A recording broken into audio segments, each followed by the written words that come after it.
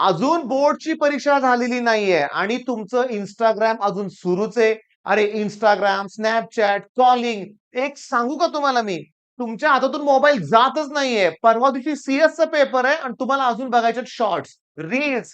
तुम्ही टाइमपास करताय. अरे मग कशाला अभ्यासाची नाटकं करताय? कशाला मला प्रश्न विचारताय? सर होईल का सीईटी? जमेल का मला? 5-5, 6-6 तास मोबाईलवर टाईमपास करताय तुम्ही. मी शॉकिंगली सांगतो का, मी जेव्हा क्रॅश कोर्सला एखादा मुलगा येतोय माझ्याकडे ॲडमिशनला, मी बघतोय भयानक, भयानक साधं science C plus science D येत नाही. 11वी 12वी काहीही केलं नाही. बोर्डची एक्झाम अशीच दिली. पालकांनी लाखो रुपये भरले. पोरगं काय करतंय? दिवसभर Instagram. मला आठवतंय मी जेव्हा मुलांचे फोन चेक करतोय ना गेल्या 2 दिवसातले, तर फिजिक्सचा पेपर ज्या दिवशी होता, त्याच्या आदल्या दिवशी पण Instagram, त्याच्या आदल्या दिवशी पण Snapchat. मी हा व्हिडिओ आता बनवतोय ना, मला वाईट वाटतंय रे, फार फार वाईट वाटतंय, की तुमचे पालक जी धडपड करतायत, कुणासाठी करतायत आणि तुम्ही काय करताय? काय करताय? उद्या पेपर असेल तुमचा जो जिओग्राफीचा पेपर असेल, सीएचा पेपर असेल, तर तिथं मन रमवा ना तुमचं. ही जी आहे ना Instagram, Snapchat, बास रे बास. बास करा आणि आता जर बास केलं तर पुढचं फ्युचर काहीतरी घडेल तुमचं. नशीब त्या इंडियन गव्हर्नमेंटनं आपलं TikTok तरी बॅन केलं. तो तर भयानक प्रकार होता लक्षात घ्या. TikTok पेक्षाही Insta मला भयानक वाटतंय. त्या Instaपेक्षा मला ते PUBG भयानक वाटतोय. फ्री फायर मॅक्स 2-2, 3-3 तास. कराडवरून एक मुलगा माझ्याकडे ॲडमिशनला आला होता. तिथला एक नामवंत क्लासमध्ये होता. आलेला सुरुवात केली. तिथं हेच घेतलं नाही, तिने असंच केलं नाही, तसंच केलं नाही. आणि मी जेव्हा मोबाईल चेक केला तर हाच हिरो 4-4 तास Instagram, 4 तास Instagram, 3 तास Snapchat, नेट मिरर, Netflix ते तर आहेच. वेब सीरीज बघतेच बघतंय. मग कशाला रे क्लासला नावं ठेवायची? तुम्ही काय करताय? मला खूप राग आलाय, खूप राग आलाय लक्षात घ्या. मी तुम्हाला सांगू का? थोडा तरी ना विचार करा, की आमची धडपड ही कशासाठी आहे? तुमच्या उज्ज्वल भविष्यासाठी. आम्ही तुमच्याकडून ₹1च्याही अपेक्षा ठेवत नाही. ॲज अ पालक म्हणून बोलतोय, तुमच्याकडून आमची काही अपेक्षा नाहीये किंवा आमच्या उतारवयात तुम्ही आम्हाला सांभाळावं, अशी आमची बिलकुल अपेक्षा नाहीये. पण तुम्हालाच तुमच्या उज्ज्वल भविष्यासाठी काहीतरी धडपड करायची आहे, हे जेव्हा कळेल ना, तेव्हा आम्हाला अतिशय आनंद होईल. नाहीतर आमच्या अंगात जोपर्यंत ताकद आहे ना, तोपर्यंत तुम्हाला आम्ही सांभाळणारच आहे. हो, सांभाळणार आहे. काही करू नका. शेवटी तुम्ही आमची मुलंच ना, लक्षात घ्या. तुम्हाला केव्हा कळणार आहे, की अरे पेपर आहे. आपण टाईमपास नाही केला पाहिजे. नाही केला पाहिजे टाईमपास. माझ्याकडे हॉस्टेलची मुलं आहेत. हा व्हिडिओ बनवायच्या अगोदर त्यांना एवढं ओरडलोय ना मी. रोज घरातल्या आईबरोबर अर्धा तास बोलायची काय गरज असते? मी तुम्हाला सांगतो लास्ट इयर पण मी माझ्या हॉस्टेलच्या मुलांना बघायचो, ओरडायचो. तासंतास जेवायची काय गरज आहे? जेवण झालं तर या ना लगेच अभ्यासाला बसा. होत नाही तुमच्याकडून. करून घ्यावं लागतंय. हां, घेतोय मी करून. लागेल रिझल्ट. काय उपयोग आहे? मारून मुटकून आलेल्या रिझल्टचा काय उपयोग आहे? तुमच्या आतून केव्हा येणार? हा केव्हा येणार? मी तुम्हाला सांगतो क्लिअरली. हॉस्टेलवर राहताय तुम्ही. रोज घरी बोलायची काय गरज आहे रे? हां, बोला ना. ठीक आहे, जेवण झालं मी तर अभ्यास करतोय. बास ना. त्याचा अर्धा तास आणि मला इथं मुलांच्या आयांचा एवढा राग येतो ना, काय पोरगं आहे ना व्यवस्थित, करतंय ना अभ्यास. रोज अर्धा 1 तास त्याच्याशी बोलायची काय गरज आहे? बाळांनो, मी तुम्हाला सांगतोय, थोडे दिवस उरलेत. थोडे दिवस उरलेत. 30-35 दिवस उरलेत सीईटीच्या अभ्यासासाठी. 75 टॉपिक करायचे आहेत. कुठलेही रोज 2-2 टॉपिक करावे लागणार आहेत. त्यात तुमचं आणखीन आयटी आहेच अजून. जिओग्राफी नंतर आयटी आहे. त्याला पण वेळ द्यावा लागणार आहे. तिथं कॉपी चालणार नाहीये. पण आयएमपी क्वेशन्स आहेत तिथं. तुमच्या कॉलेजमधल्या सरांनी तुम्हाला दिले असतील, ते केव्हा करणार? मी तुम्हाला सांगतो अजून पण ना तुमचं हे जे जनरेशन झेड आहे ना भटकलेलंच आहे.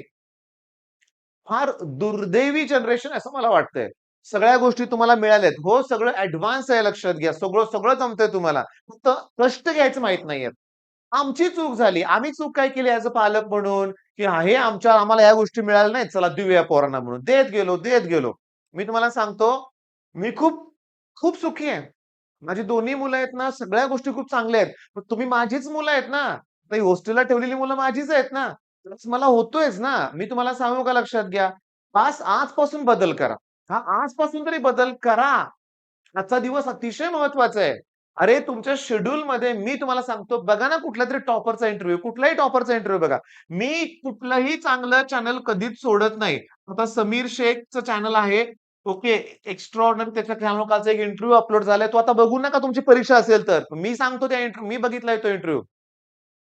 जेव्हा तुम्हाला टॉपचे पर्सेंटाइल पाडायचे असतील ना, एक टाईम टेबल पाहिजे. हो, टाईम टेबल पाहिजे. एक शिस्त हवी आहे आणि ते टाईम टेबल फॉलो करावं लागणार आहे. नुसतं टाईम टेबल करून नाही चालणार. तुमच्या अंगातले जे किडे आहेत ना, ते दूर केले पाहिजेत. मी तुम्हाला सांगतो, चार चौघात बसायचं, गप्पा मारायच्या ह्या गोष्टी नाहीयेत. म्हणजे तुम्ही टॉपरच नाहीये. तुम्ही टॉप 1% मध्ये येऊच शकत नाही. तुम्हाला जर एन्जॉयमेंटच करायची असेल, तर कधीच येणार नाही आत्ता लक्षात घ्या.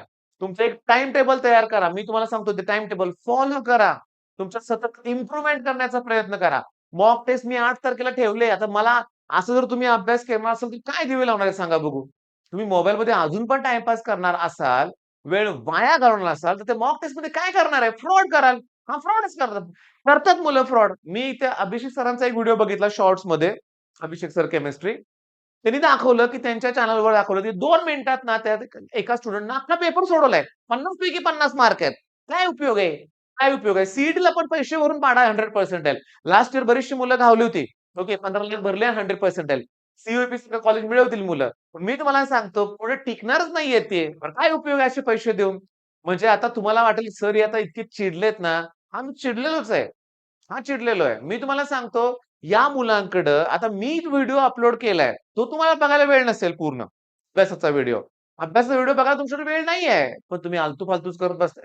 मी तुम्हाला सांगतो काही मुलं भेटायला येतात. मी विचारतो, "गेले 4 दिवस काय अभ्यास केला?" "नाही माझा रिसर्च सुरू आहे. मी टॉपर्स इंटरव्ह्यू बघतोय. आता मी स्टडी प्लॅन तयार करणार आहे." अरे पण अभ्यास केव्हा करणार?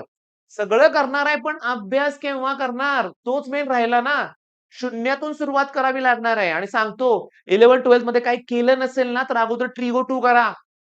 त्याच्या पुढचं इंजिनिअरिंग होणार नाही. करंट इलेक्ट्रिसिटी करा. Kirchhoff's voltage law, current law आहे पुन्हा. त्याच्यानंतर ते ट्रान्सफॉर्मरचा पॉइंट करा. इलेक्ट्रोमॅग्नेटिक इंडक्शन एसी सर्किट करा. आहे इंजिनिअरिंगला. सॉलिड स्टेट जो केमिस्ट्रीतला आहे, तो आहे इंजिनिअरिंगला. अरे जे 8, 9, 10 ला शिकला तेच 11, 12 ला होतं आणि जे 11, 12 ला आहे तेच पुन्हा इंजिनिअरिंगला आहे. पण करायचंय कधी? मस्ती तुमच्या अंगातली जात नाही सांगतो लक्षात घ्या. फायनली सांगतोय 2 टॉपिक दिवसाला व्हायला पाहिजे. होय. 75 पैकी 50 जरी टॉपिक केले, तुम्ही YouTubeवर कितीतरी चॅनलवर व्हिडिओ बघा, की काही टॉपिक जरी केले तरी चांगलं पर्सेंटाइल तुम्ही अचीव्ह करू शकता. पण माझं म्हणणं थोडंसं उलटं आहे. सगळंच करायचंय तुम्हाला लक्षात घ्या, सगळंच करायचंय. पण खरोखर vector, line plane, integration, differentiation हे जर तुम्ही केलं, तर चांगला स्कोर होऊ शकतोय. आणि मॅथ्स मधले सांगतो निम्मे प्रश्न हार्ड आहेत. हां, 50 पैकी 25 अवघड आहेत. पण 25 होण्यासारखे आहेत. पण ते जर केलं तर ना, पुस्तकातले ॲज इट इज 25 प्रश्न तुम्हाला आहेत. मग का नाही जमणार? का नाही जमणार? तर केलं तर जमणार. इंटिग्रेशन काय सोपं आहे व्हय? डिफरन्शिएशन काय हे सोपं आहे व्हय? त्यासाठी बेसिक यावं लागतं. प्रॉडक्ट रूल येतोय का? क्वोशंट रूल येतोय का? नाही येत तर तो करा ना. करा, करा. मी तुम्हाला सांगतो मोबाईल घेताय तुम्ही, लाईव्ह लेक्चर सुरू करताय तेही कंटिन्यू करत नाही तुम्ही. ही रिअॅलिटी बोलतोय मी. बघितलेत मुलांचे फोन मी चेक केलेत. नाही होत. पण शॉर्ट्स मात्र एका वेळेस 22, 25, 78 जेव्हा 70-75 शॉर्ट्स तुम्ही बघताय, रील्स बघताय, वेळ किती जातो रे?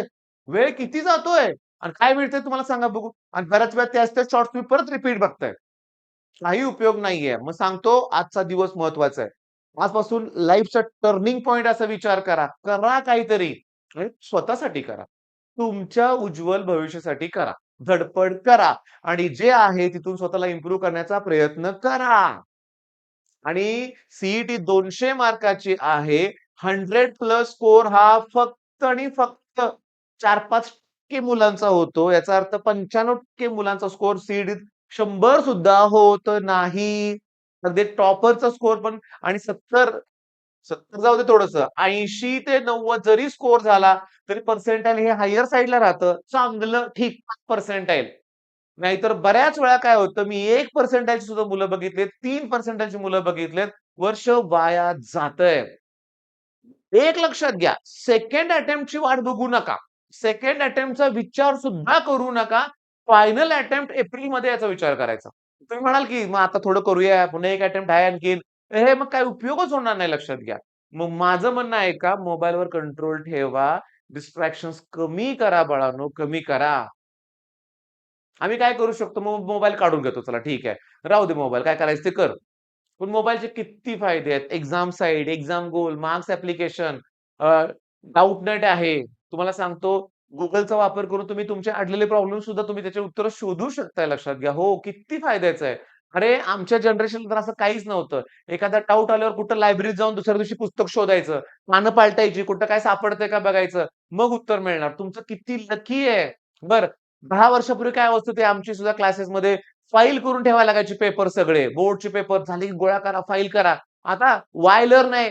मोबाईलमध्ये सगळं आहे. मोबाईल म्हणजे खरोखर ना तुमच्यासाठी एक प्रकारचं वरदान आहे. पण त्याचा तसा फायदा करून घेतला तर बाळांनो, तर आता माझा मेसेज देऊन झालाय. शेवटी तुम्हाला काय करायचं ते करा. हो, तुम्हाला काय करायचं ते करा. पण जेव्हा तुम्ही प्रामाणिकपणे प्रयत्न कराल, तरच तुम्हाला यश मिळणार आहे. कुठल्याही क्षेत्रात असू दे. तुम्ही म्हणाल आम्हाला शिकायचंच नाही, बिझनेस करायचा आहे. अरे तिथे पण कष्ट घ्यावं लागतंय. त्याची सवय इथं लावा, त्याची शिस्त इथं लावून घ्या. आरामात कुठलीही गोष्ट होणार नाही. बरेच जण मला धीरूभाई अंबानीच उदाहरण देतात. ते कुठं शिकले, पेट्रोल पंपावर नोकरी करायची. अरे शिकला नसेल माणूस तो, पण विथआऊट कष्ट घेता मोठा झालाय का सांगा बघू? हां? एवढे मोठे जे रिलायन्स आहे, ते काय असंच झालंय का? नाही ना.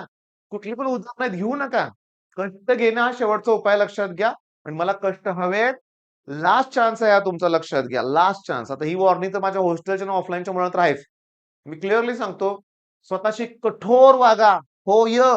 मी आता काही पालकांना रिक्वेस्ट करतोय, जर बघत असाल हा व्हिडिओ तर बास या लास्ट स्टेजला मुलांची लाड करू नका.